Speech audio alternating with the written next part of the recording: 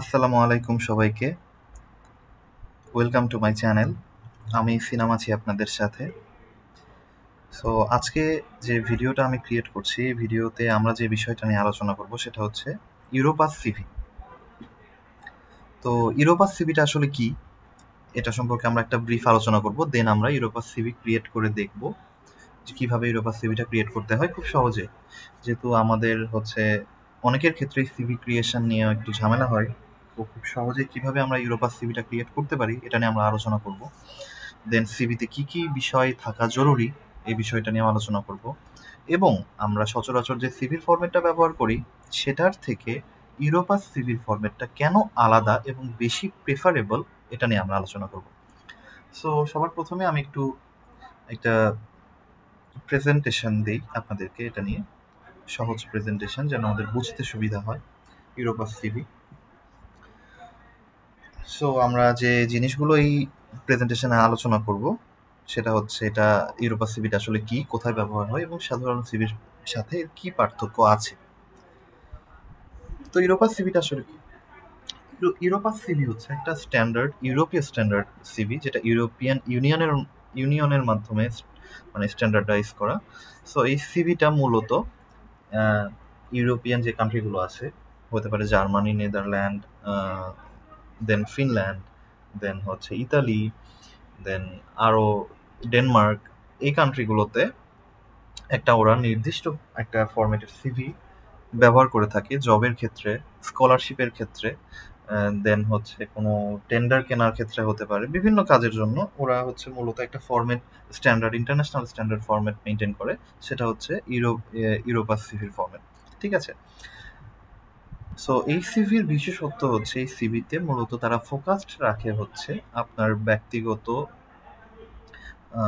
Personal ইনফরমেশনের তুলনায় আপনার skills কতটা ডেভেলপড, আপনার ওয়ার্ক এক্সপিরিয়েন্সটা কতটা ডেভেলপড, এবং এই জিনিসগুলো আপনার ডিজিটাল স্কিলস হতে পারে, আপনার ওয়ার্ক এক্সপিরিয়েন্স হতে পারে, আপনার এডুকেশনটা।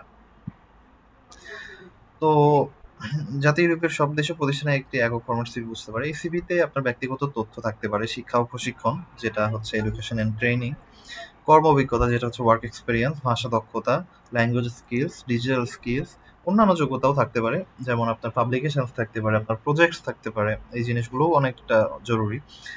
তো এটি একটি আন্তর্জাতিকভাবে স্বীকৃত সিভি ফরম্যাট, বিশেষ করে যারা ইউরোপে পড়াশোনা, কাজ বা স্কলারশিপের জন্য আবেদন করতে চান তাদের জন্য এটি অত্যন্ত গুরুত্বপূর্ণ। সো আমাদের দেশে অনেকেই ইউরোপে পড়াশোনার জন্য অ্যাপ্লাই করেন স্কলারশিপের জন্য। সেক্ষেত্রে বিভিন্ন ভার্সিটি একটা ইউরোপাস সিভির একটা ডিমান্ড রাখে। সেক্ষেত্রে আপনারা ইউরোপাস সিভি ক্রিয়েট করতে হয় আপনাদের ক্ষেত্রে। এবং আমি বলবো, আপনি যখন বাংলাদেশেও কোনো জবের জন্য অ্যাপ্লাই করে থাকেন, সেটা হতে পারে যে কোনো ছোট কোম্পানিও হতে পারে, যে অনেক মাল্টিন্যাশনাল কোম্পানিও হতে পারে, সেক্ষেত্রে অবশ্যই ইউরোপাস সিভির ফরম্যাটটা ফলো করবেন, আমি পার্সোনালি বলবো। কারণ আমার কাছে মনে হয় ইউরোপাস সিভির ফরম্যাটটা একটা ইন্টারন্যাশনালি হাই স্ট্যান্ডার্ড ফরম্যাট, মানে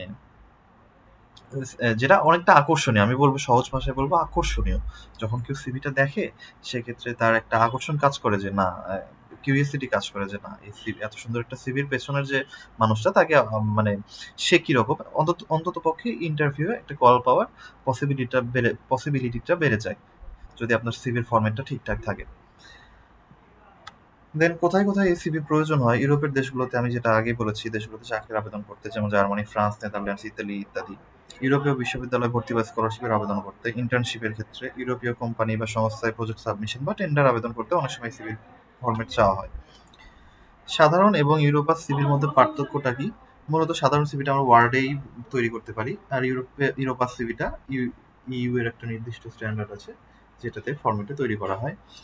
দেন ফোকাসড থাকে স্কিল, অভিজ্ঞতা, যোগ্যতা, যেটা আমি অলরেডি বলেছি। দেন ব্যবহার ক্ষেত্র হচ্ছে ইউরোপিয়ান ইউনিয়নভুক্ত দেশ এবং আন্তর্জাতিক প্রতিষ্ঠানগুলোতে। তো আমি আর এই বিষয়গুলো নিয়ে আর বিস্তর আলোচনা না করি, আমরা সরাসরি চলে যাই সিভিটা কিভাবে ক্রিয়েট করব সেটাতে। সো সিভি ক্রিয়েট করার জন্য একটি ওয়েবসাইটে যেতে হবে, সেটা হচ্ছে europa.eu। europa.eu এই ওয়েবসাইটে আপনি যখন যাবেন সেক্ষেত্রে আপনাকে লগ ইন করতে হবে জিমেইল দিয়ে। আপনি সহজেই লগ ইন করতে পারবেন, আমি আর এত ডিটেলসে যাচ্ছি না। লগ ইন করার পরে আপনি এরকম একটা পেজ পাবেন। পেজে আপনার যে ক্রিয়েট আ নিউ সিভি, আপনি ক্লিক করবেন। ক্রিয়েট নিউ সিভিতে ক্লিক করলে এরকম একটা পেজ আসবে। সো এই পেজে মূলত আপনার প্রথমে এডিট করতে হবে একের পর এক, যে ইনফরমেশনগুলো ওনাদের দরকার হয় সেই ইনফরমেশনগুলো প্রোভাইড করবেন। সিভি ল্যাঙ্গুয়েজ থাকবে ইংলিশে। ডেট ফরম্যাট, অবশ্যই আপনি একটা ডেট ফরম্যাট সিলেক্ট করবেন। আমার কাছে পার্সোনালি এই ডেট ফরম্যাটটাই পছন্দ, সো আমি এটাই রাখছি। ছবির ক্ষেত্রে আমি একটি ছবি, আমার নিজের একটা ছবি আমি দিয়ে দিচ্ছি এখানে।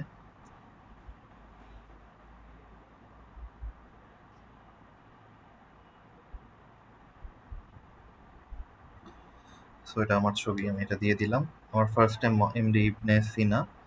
অ্যাবাউট মিতে, হ্যাঁ এই পার্টটা অনেক ইম্পর্টেন্ট। একটি সিভির ক্ষেত্রে অ্যাবাউট মিটা অনেক ইম্পর্টেন্ট হয়। অ্যাবাউট মিতে আপনি এসব লিখবেন না অবশ্যই যে আমার নাম এটা, আমার ফ্যামিলি এটা, আমার ভাই বোন এতজন আছে, আমি এসএসসি এখান থেকে দিয়েছি, এইচএসসি এখান থেকে দিয়েছি, এই জিনিসগুলো অবশ্যই আপনি রাখবেন না। আপনি অ্যাবাউট মিতে খুব সংক্ষেপে আপনার স্টুডেন্ট লাইফের লাস্ট ফেজ, যেটা হতে পারে এটা গ্র্যাজুয়েশন পার্ট, দেন আপনার ওয়ার্ক এক্সপিরিয়েন্সের যে পার্টটা, এই দুইটাকে মার্জ করে আপনার কি কি স্কিলস ডেভেলপ হয়েছে, আপনি কি কি প্রজেক্ট করেছেন, অথবা আপনি কোথায় কাজ করেছেন, আপনি কোথায় পড়াশোনা করেছেন, গ্র্যাজুয়েশন কমপ্লিট করেছেন, এই পার্টগুলো আপনি হচ্ছে খুব সংক্ষেপে এখানে উল্লেখ করবেন। যেরকম আমার সংক্ষেপে যেটা আছে আমি সেটা এখানে উল্লেখ করছি।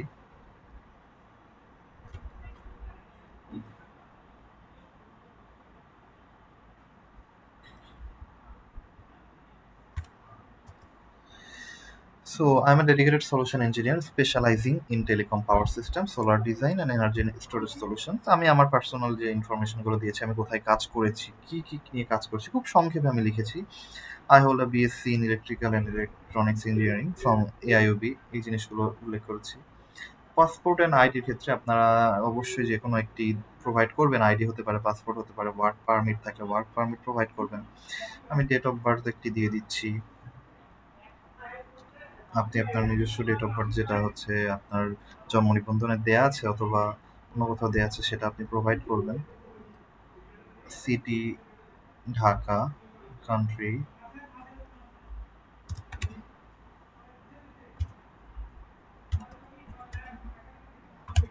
বাংলাদেশ। আচ্ছা, এটা সম্ভবত নেটের সমস্যার কারণে হচ্ছে না, আমি একটু চেষ্টা করছি। এখানে অপশন আসবে আসলে যে আপনি কোন কান্ট্রি, রিজিউম লাস্ট সিভি।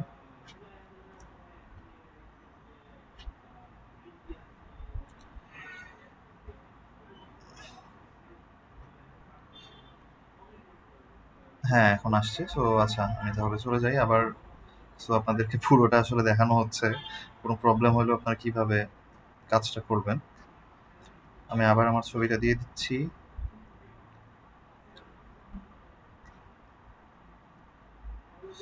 আপনাদের যদি কোনো কারণে কোনো প্রবলেম হয়, আপনারা আবার প্রথম থেকে, মানে আপনাদের যেখানে সেভ করা আছে সেখান থেকে আপনারা কাজ করতে পারবেন, কোনো সমস্যা হবে না।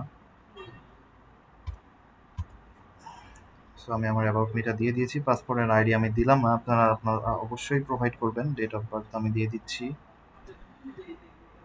5/5, ইয়ার 2000, সিটি ঢাকা,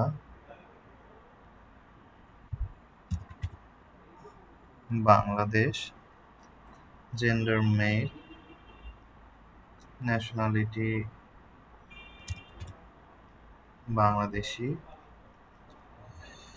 কন্ট্যাক্ট অ্যাড্রেস, অবশ্যই আপনার কন্ট্যাক্ট অ্যাড্রেসটা দিতে হবে। আমি আমার কন্ট্যাক্ট অ্যাড্রেসটা দিয়ে দিয়েছি এখানে।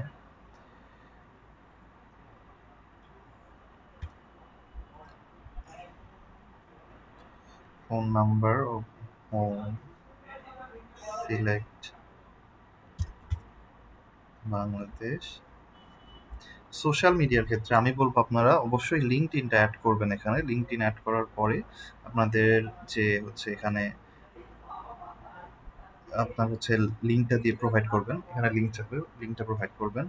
ওয়েবসাইট থাকলে ওয়েবসাইট প্রোভাইড করবেন। বিশেষ করে যারা সিএসসির স্টুডেন্ট আছেন তাদের ক্ষেত্রে আমি বলবো আপনারা চেষ্টা করবেন একটা পোর্টফোলিও বানানো, বা এই ক্ষেত্রে আপনাদের অনেক সময় একটা ওয়েবসাইট থাকে তৈরি করে, সেটা এখানে আপনারা প্রোভাইড করে দিবেন। অ্যাড্রেসের ক্ষেত্রে আমি হোম অ্যাড্রেস দিয়ে দিচ্ছি। আমার হোম অ্যাড্রেসের আমি লোকেশন দিয়ে দিলাম হচ্ছে 413 হাউস 3 গুলশান 1 ঢাকা 1212 ঢাকা, কান্ট্রি হচ্ছে বাংলাদেশ। সরি, লোকেশনটা আসলে বসুন্ধরা ঢাকা দিয়ে দিলাম। পোস্টাল কোড 1212, সেভ দিলাম। সো এটা হচ্ছে আমার পার্সোনাল ইনফরমেশন। পার্সোনাল ইনফরমেশনের পরে আপনাকে অ্যাড নিউ সেকশন করতে হবে। অ্যাড নিউ সেকশনের ক্ষেত্রে অবশ্যই পার্সোনাল ইনফরমেশনের পরে আপনার ওয়ার্ক এক্সপিরিয়েন্সটা রাখবেন। যদি আপনার ওয়ার্ক এক্সপিরিয়েন্স না থাকে সেক্ষেত্রে আপনি এডুকেশন অ্যান্ড ট্রেনিংটা রাখতে পারেন। সো আমি যদি ওয়ার্ক এক্সপিরিয়েন্সটা প্রোভাইড করি, এখানে অ্যাড সেকশন দেই, আমি আমার ওয়ার্কের জন্য আমি হচ্ছে ইন্টার্ন দিয়ে দিলাম। এমপ্লয়ার হচ্ছে DESCO, city Dhaka, country Bangladesh, from আমি দিচ্ছি 10। এখানে ডেটার মান্থটা অবশ্যই সঠিক ডেট এবং মান্থটা আপনি ব্যবহার করার চেষ্টা করবেন, এটা অনেক গুরুত্বপূর্ণ। 22 থেকে 10/8/2023 এরকম কিছু একটা আমি দিয়ে দিলাম। মেইন অ্যাক্টিভিটিস অ্যান্ড রেসপন্সিবিলিটিস, এখানে আপনি পয়েন্ট আকারে আপনি কি কাজ করেছেন ডেস্কোতে বা আপনি যে কোম্পানিতে কাজ করেছেন সেই পয়েন্টগুলো এখানে উল্লেখ করবেন। সো আমার পয়েন্টগুলো তৈরি করা আছে, সেটাই আমি এখানে উল্লেখ করছি আমি কি কাজ করেছি।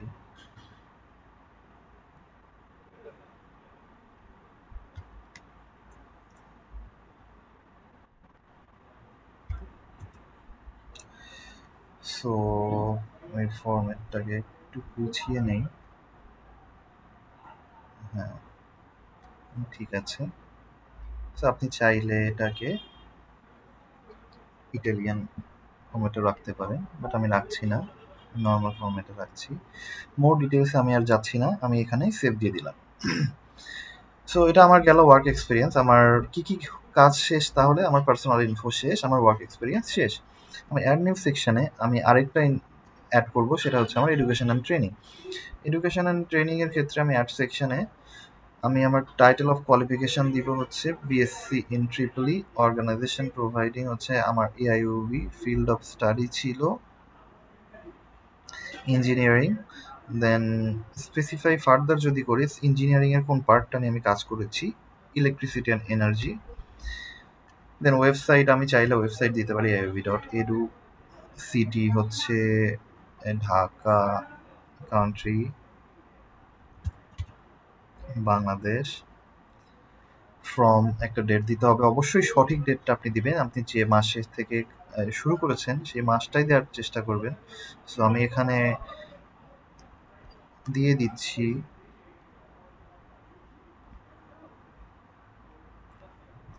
সো এটা গেল আমার ভার্সিটির ডিটেলস। এরপরে আমি হচ্ছে নেক্সট দিব। দেখুন আমি আর কিছু অ্যাড করছি না, আপনারা চাইলে অবশ্যই আরও কিছু অ্যাড করতে পারেন, যেরকম আপনার থাকতে পারে আপনি কী কী প্রজেক্ট করেছেন, এই জিনিসগুলো অবশ্যই অ্যাড করবেন। দেন আমি জাস্ট ফরম্যাটটা আপনাকে দেখাই দিলাম। আপনি এরপরে অ্যাড করবেন হচ্ছে যে আপনার হবিস থাকতে পারে, হবিস অ্যাড করতে পারেন। আপনার হচ্ছে আপনি ট্রেনিং কোথায় করেছেন, ট্রেনিংটা অ্যাড করতে পারেন, এবং আপনার স্কিলস কী কী আছে স্কিলস পার্টটাও অ্যাড করতে পারেন। ঠিক আছে, তো দেন আপনারা নেক্সট দিলে এই পেজটা আসবে। এই পেজে আপনি সিলেক্ট টেমপ্লেট সিলেক্ট করতে পারবেন। এখানে 4টা টেমপ্লেট আছে, এই টেমপ্লেটগুলোর মধ্যে আপনি যে কোনো একটা সিলেক্ট করতে পারেন। আচ্ছা, আমি একটা সিঙ্গেল একটা টেমপ্লেট নিয়ে কাজ করি, আপনাদেরকে দেখাই। সো আমি এই টেমপ্লেটটা নিয়ে কাজ করছি। এই টেমপ্লেটে আমরা হচ্ছে এটার কালারটা চেঞ্জ করতে পারবো এখান থেকে। দেন আমি যদি টেক্সট সাইজের কথা বলি, টেক্সট সাইজ আমি স্মল, মিডিয়াম, লার্জ যে কোনোটা রাখতে পারি। আমি আপাতত মিডিয়ামটা রাখছি। মিডিয়াম রাখার পরে অ্যাড পেজ নাম্বার, আপনারা চাইলে দিতে পারেন, না চাইলেও হবে। অ্যাড ক্লোজিং স্টেটমেন্ট যদি আপনারা দেন তাহলে সেটাও দিতে পারেন। সো আমি এখানে দিচ্ছি না, আপনারা চাইলে অন্যান্য ফরম্যাটও ইউজ করতে পারেন। দেন আমি ডিরেক্ট নেক্সটে যাব। নেক্সটে গেলে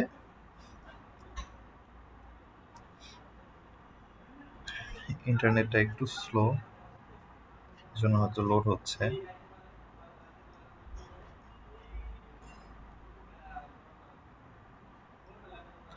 তো নেক্সটে গেলে আমি দেখতে পাচ্ছি যে হ্যাঁ, আমার ইউরোপাস সিভিটা ক্রিয়েট হয়ে গিয়েছে, খুব সহজভাবে ক্রিয়েট হয়েছে। আমি এটার একটা নাম যদি বলি, আমার নাম সিনাম সিভি 2025, এটা দেওয়ার পরে আমি জাস্ট নর্মালি এখানে যদি ডাউনলোডে ক্লিক করি, আমার সিভিটা ডাউনলোড হয়ে গিয়েছে অলরেডি। সো ডাউনলোডটা আমি ওপেন করলাম, ওপেন করলে এই যে আমার সিভির ফরম্যাটটা রেডি হয়ে গিয়েছে। সো আপনারা এইভাবে খুব সহজেই সিভিটা ক্রিয়েট করতে পারেন। এখানে খুব সুন্দরভাবে আমার পার্সোনাল ডিটেলস, আমার অ্যাবাউট মি, আমার ওয়ার্ক এক্সপিরিয়েন্স, আমার এডুকেশন অ্যান্ড ট্রেনিং দেওয়া আছে, এবং আমি চাইলে আরও যে ডিটেলসগুলো আছে এগুলো রাখতে পারি খুব সহজে। তো আমি বলবো আপনারা এইভাবেই সিভিটা আসলে ক্রিয়েট করবেন, চেষ্টা করবেন যেন খুব সুন্দর গোছানো এবং ইম্পর্টেন্ট পয়েন্টগুলোই সিভিতে অ্যাড করা থাকে। সো আশা করি আমার এই ভিডিওটা আপনাদের কাছে ভালো লেগেছে। ভালো লাগলে অবশ্যই কমেন্টে জানাবেন আপনারা এরকম আর কী ভিডিও নিয়ে আসলে দেখতে চাচ্ছেন, কোন বিষয় নিয়ে আলোচনা করলে আপনাদের জন্য সুবিধা হয়।